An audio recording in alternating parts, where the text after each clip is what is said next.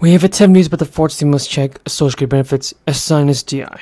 Continue watching this video, guys. We have a ton of information about this. Now, if you claim Social Security, you need to be aware of this. The top leaders and lawmakers are currently discussing the future of Social Security as more Americans struggle to pay bills. Advocates are pushing Congress to approve further relief checks. Republicans and Democrats are even pushing their own plans that they believe would improve Social Security. And now the new presidential candidate, Mike Pence, wasn't afraid to talk about this weekly political perilous choice for vice presidents and Social Security Medicare.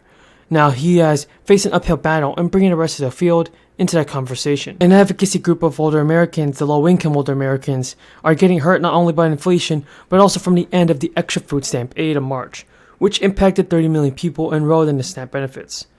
The worst hit of all groups were older Americans, with some experiencing a drop in benefits from $281 a month to as little as $23.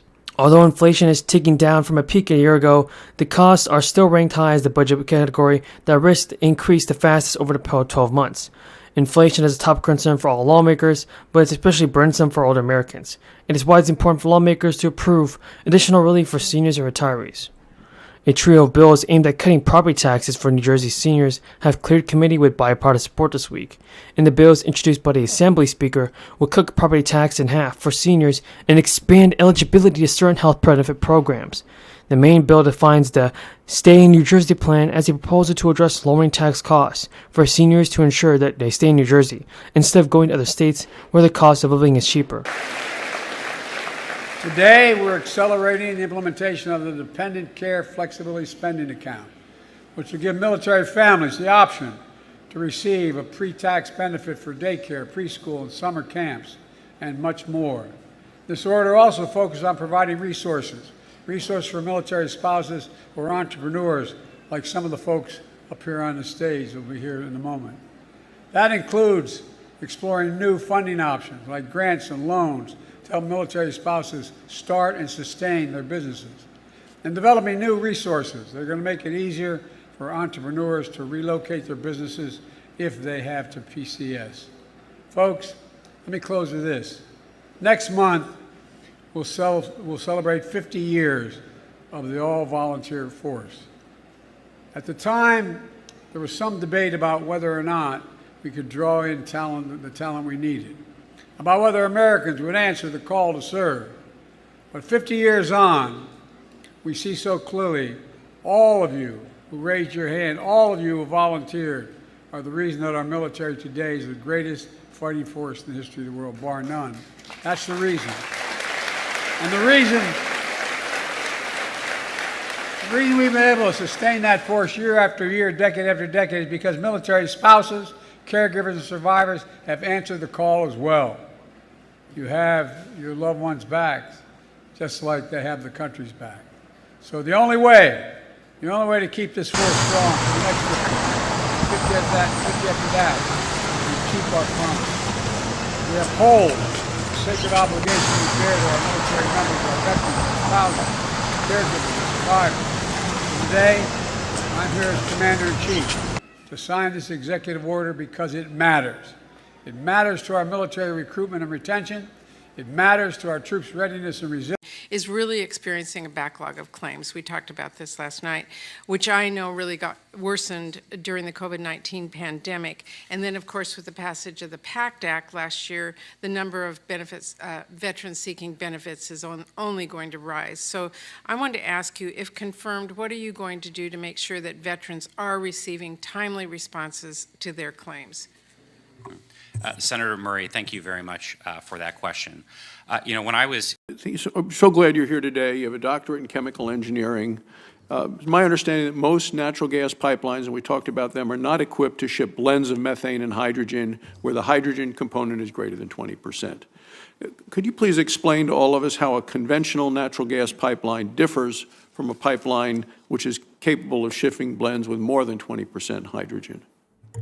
Sure. Thank you for the question, Senator Barrasso. So hydrogen, being such a small molecule and corrosive, can create cracks and attack imperfections. Are stimulus checks going to be sent out immediately? I know many of you are wondering what's the status for fourth round of stimulus payments. Well, new information has just been released, everybody. I know many of you are hoping for another round of enhanced child tax credit law this year passed by congressional lawmakers.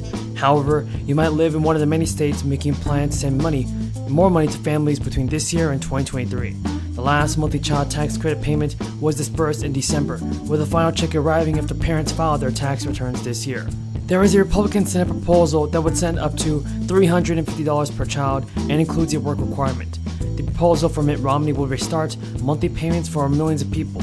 But unlike previous stimulus efforts, Romney's plan, which is officially known as the Family Security Act, could put the work requirements in place for millions of recipients.